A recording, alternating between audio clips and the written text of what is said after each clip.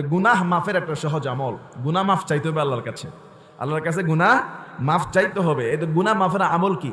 আন আবি হুরায়রা, রাসূলুল্লাহ সাহাবী হযরত আবু হুরায়রা থেকে বর্ণিত, আন্না রাসূলুল্লাহ সাল্লাল্লাহু আলাইহি ওয়াসাল্লাম قال, রাসূল সাল্লাল্লাহু আলাইহি ওয়াসাল্লাম বলেন, মান ক্বালা সুবহানাল্লাহি ওয়া বিহামদিহি, যে ব্যক্তি বলবে সুবহানাল্লাহি ওয়া বিহামদিহি মিআতা মাররাতিন গফিরাত লাহু যুনুবুহু ওয়া ইন কানাত মিসলা জাবাদিল বাহর, কোন ব্যক্তির গুনাহ যদি সমুদ্রের ফেনা পরিমাণ হয়, সমুদ্রের ঢেউ ঢেউ ছোট ছোট ফেনা পটকা ফুটে কিনা, বলেন বলেন, সমুদ্রের কোনো কুল নাই, কিনারা নাই।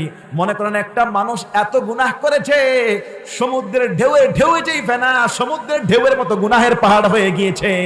রাসূল বলছেন, কোন মানুষের গুনাহ যদি সমুদ্রের ফেনা পরিমাণ হয়ে যায়, সেই লোকটাও যদি সুবহানাল্লাহি ওয়া বিহামদিহি মিআতা মাররা, ছোট্ট এই বাক্যটা সুবহানাল্লাহি ওয়া বিহামদিহি 100 বার পড়তে পারে, গফিরাত লাহু যুনুবুহু ওয়া ইন কানাত মিসলা জাবাদিল বাহর, সমুদ্রের ফেনা পরিমাণ গুনাহ হলো রব্বুল আলামিন তার সব গুনাহগুলোকে মাফ করে দিবে। সুবহানাল্লাহি ওয়া বিহামদিহি কতবার? মাত্র 100 বার পড়তে কিন্তু 5 থেকে 10 মিনিটের বেশি লাগবে না। একটা তসবিহ নেবেন কিংবা আঙ্গুলের করে করে পড়ে ফেলবেন, সুবহানাল্লাহি ওয়া বিহামদিহি, সুবহানাল্লাহি ওয়া বিহামদিহি, সুবহানাল্লাহি ওয়া বিহামদিহি, সুবহানাল্লাহি ওয়া বিহামদিহি।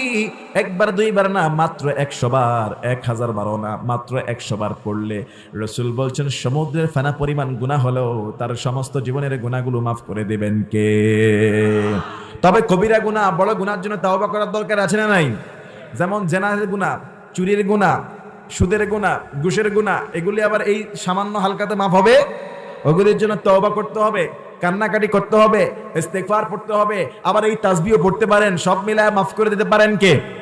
তাহলে বলেন সুবহানাল্লাহি, আরে জোরে বলেন সুবহানাল্লাহি ওয়া বিহামদিহি। এই যুবকেরা বলেন না কেন সুবহানাল্লাহি ওয়া বিহামদিহি? একসাথে পুরো বাক্য বলেন সুবহানাল্লাহি ওয়া বিহামদিহি। আবার বলেন, জোরে বলেন। একজনকে জিজ্ঞাসা করবো, সবাই বলেন। মুখস্থ হয়েছে?